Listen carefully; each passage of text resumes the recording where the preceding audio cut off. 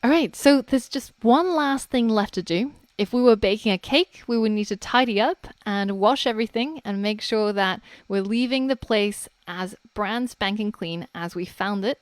And in our case, we need to tidy up our code so that if we come back to it in a month or in a year, or if somebody else were to collaborate with us on this project, that they actually understand what's going on and it's not a whole jumble of mess.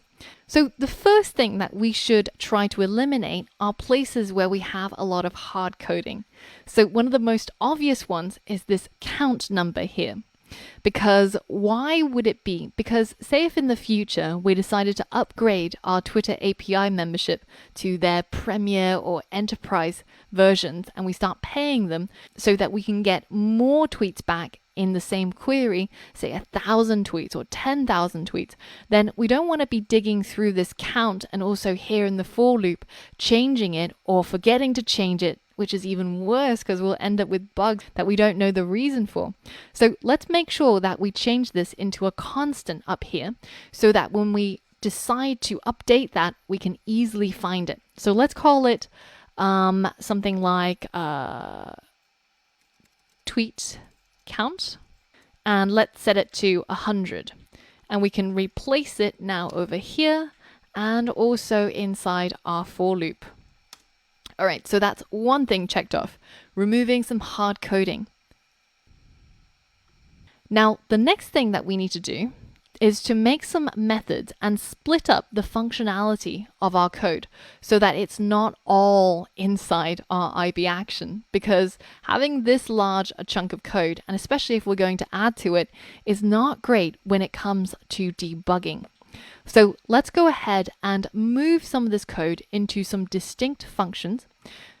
So a function that we might have is something like fetch tweets. And another one that we might have is make prediction. And finally, we might have one that simply updates the UI.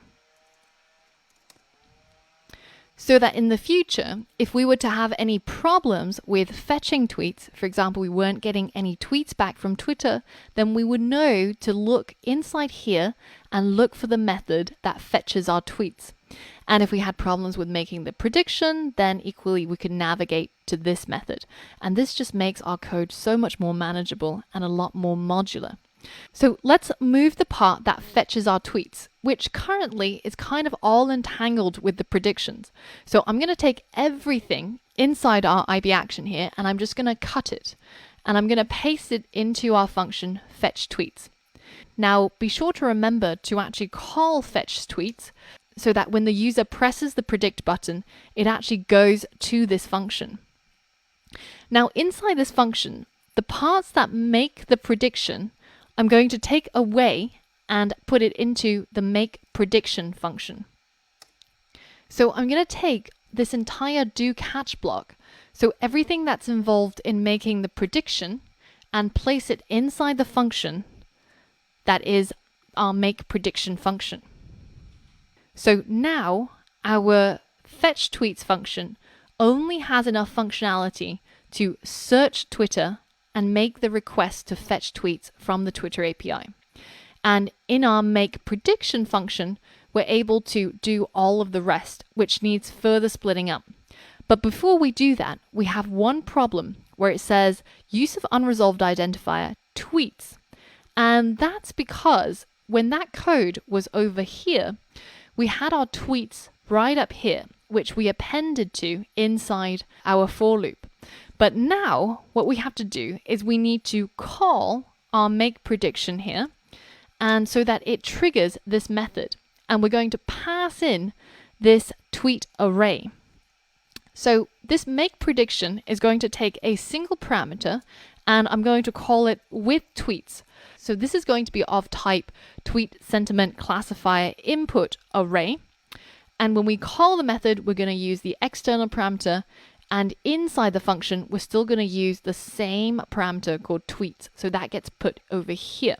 Now, when we call this method, we of course now have to use with, and the thing that it's expecting is of type tweet sentiment classifier input array, which is of course our tweets. All right, so that's fixed that part. Now, the next thing we need to do is once we've gotten our sentiment score, we need to update the UI, and all of that is inside this section here. And so let's go ahead and cut that and paste it into our update UI method so that we know the part, so that it's separated from the functionality of making predictions. Now, we have another problem here, namely that the sentiment score doesn't exist outside of the scope of make prediction because we created it in here. Now, one of the ways of solving this that we've done previously when we had less experience with Swift is to simply make this a global variable. And while that's very, very easy to do, having a global variable comes with some of its own problems. For example, if you have a global variable inside your class viewController, if I create a new object of viewController, I can affect the value of that global variable. Now, if I have it as a local variable that's only available inside this method, I won't be able to accidentally mess with this value from other classes. And this is an important distinction between global and local variables. Now, if you want to read more about when you should use global and when you should use local variables, in the resources list for this lesson, I've included a link so that you can do some further background reading on this topic. Now, over here, we have to solve the short-term problem of how do we use this local variable sentiment score? Well, at the point when we need to call our update UI function, which is here after the for loop, we're going to call update UI, and we're going to pass in our sentiment score. And that means, of course, we need to update this method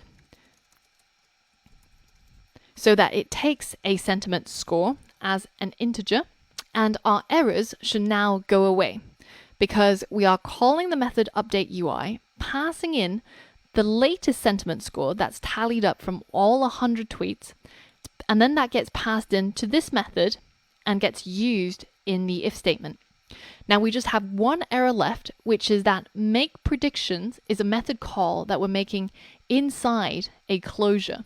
So we have to change this to have the self marker in front so that we know explicitly that it's a method in the current class. And now there you have it.